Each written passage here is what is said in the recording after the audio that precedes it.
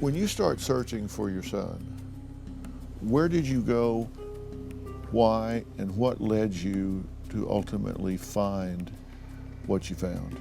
Okay, well, I just searched behind my house to the trail to Benny's house. That's all I searched.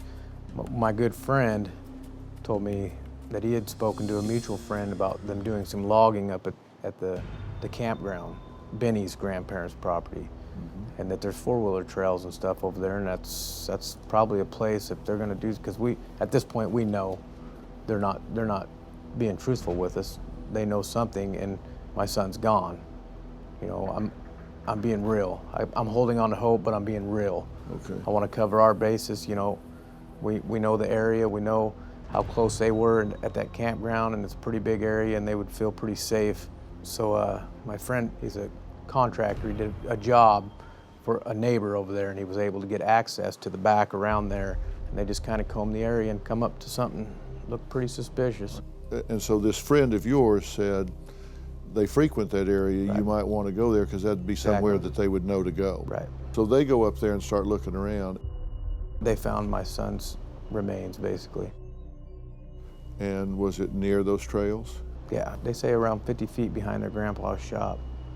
How did they tell you? My friend called me and said, well, we found something. I was like, well, what'd you find? He's like, well, I think we found a grave. I'll send you a picture of it. So we did get a deputy to go over there to investigate, because they didn't touch it. They didn't want to. And they dug a little ways, and I think it was the foot they found first. How was that confirmed to you? Did they call you? The three friends that went over there drove to me, and I could tell when they got out of the truck that they had found something. And what did they say to you? He's gone. It was a numb feeling I got. You know, I had very little emotion for a while. I felt like I should be more of a wreck, but I was just numb.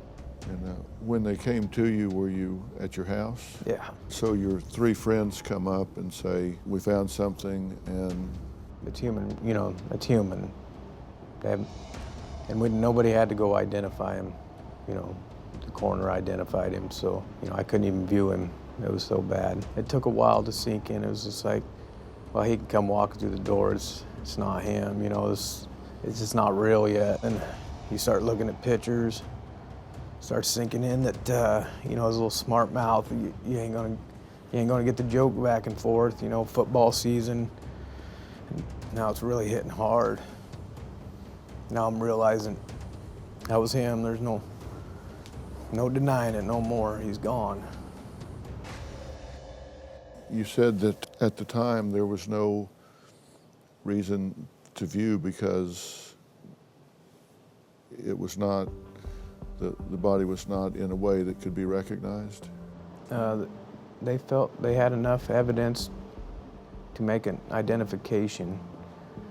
And then when I wanted to go say goodbye, you know, they didn't feel that was a very good idea. And what had happened that made that not a very good idea? It was about a 45-minute beating they took, and then to make sure he was dead, they picked up a rock and smashed his head. This was allegedly Benny, his best friend, or certainly one of them, and Jonathan. And Jonathan is older? Yeah. How much older? 21, 22. And what story have they told to the police of what happened?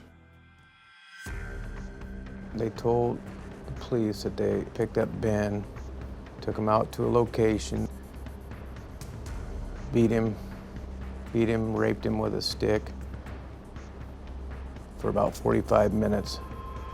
And then to make sure he was dead, they found a rock and smashed the side of his face or head or something.